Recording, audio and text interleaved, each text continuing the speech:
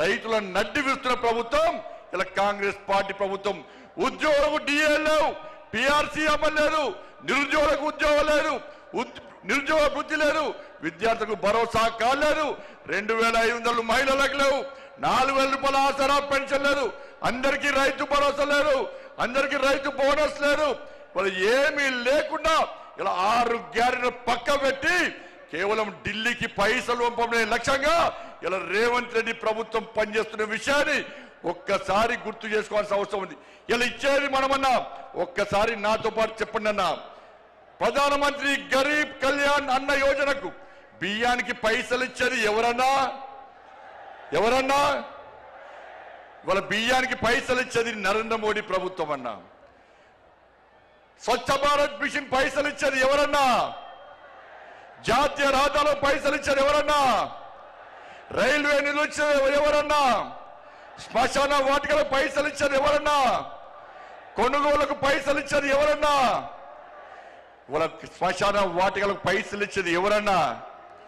అన్ని నిధులు మనమే ఇస్తుంటే, వేల కోట్ల రూపాయల నిధులు మనకు వస్తుంటే ఇవాళ కాంగ్రెస్ పార్టీ ప్రభుత్వం మాకు ఏమి ఇస్తలేదని ఇలా భారతీయ జనతా పార్టీ ప్రభుత్వాన్ని బదనాం చేసే ప్రయత్నం చేస్తే అడ్డుకోవాల్సిన బాధ్యత మనకుదన్నా.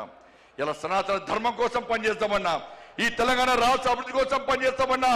సనాతన ధర్మం లేని భారతీయ జనతా పార్టీ లేదు.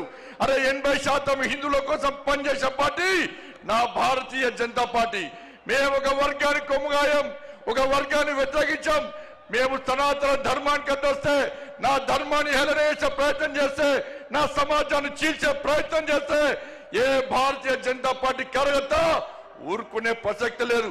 మేము అల్లాను కించపరచలే, మేము యేసు ప్రభుని కించపరచలే, కానీ నా రాముని కించపరిస్తే, నా భగవంతుని కించపరిస్తే, నా సమాజాన్ని హేళన చేసే ప్రయత్నం చేస్తే ఊరుకునే ప్రసక్తి లేదన్న విషయాన్ని కాంగ్రెస్ పార్టీ, వాళ్ళ కమ్యూనిస్టు పార్టీలు కానీ బీఆర్ఎస్ పార్టీ కానీ గుర్తుంచుకోవాలి.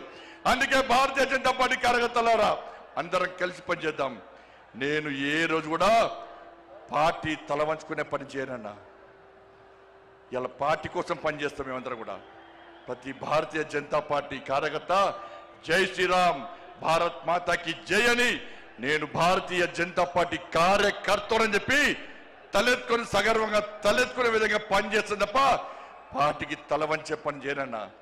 చాతగాని మూర్ఖులు, ధైర్యంగా రాజకీయంగా ఎదుర్కోలేని దద్దమ్మలు ఇలా ఏదో చేసి బండి సంజయ్ని గాని భారతీయ జనతా పార్టీని ఇబ్బంది పడితే నేను ఫామ్ హౌస్ లో ఎలకని కాదన్నా.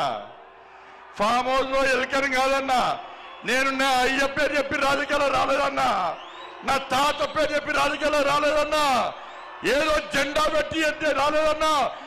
నేను కాసేపు జెండాను, కమలపు జెండాను భుజం మీద మోసుకొని సామాన్య కార్యకర్తగా నా రాజకీయం ప్రారంభించి ఒక రాష్ట్రీయ స్వయం సేవక, ఒక ఏబీవీపీ కార్యకర్తగా, ఒక యువమోర్చా కార్యకర్తగా, ఒక నరేంద్ర మోడీ శిష్యునిగా భారతీయ జనతా పార్టీ కార్యకర్తగా పనిచేస్తున్నప్ప సగర్వంగా భారతీయ జనతా పార్టీ కార్యకర్తని తలెత్తుకొని తిరిగి పనిచేస్తున్నప్ప తల వంచే పని చేయన్నా.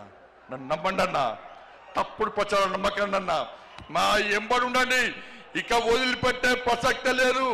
ఈ రోజు నుంచే మోడీ గారు ఈ రోజు వచ్చిపోయిన తర్వాత ఈ రోజు నుంచే తెలంగాణ రాష్ట్రంలో ధర్మం, తెలంగాణ అభివృద్ధి, ధర్మం ఆధారితంగా తెలంగాణ రాష్ట్రాన్ని అభివృద్ధి చేయాలంటే జై శ్రీరామ్, జై తెలంగాణ, జై శ్రీరామ్, జై శ్రీరామ్. ధన్యవాదాలు. జై శ్రీరామ్, జై తెలంగాణ.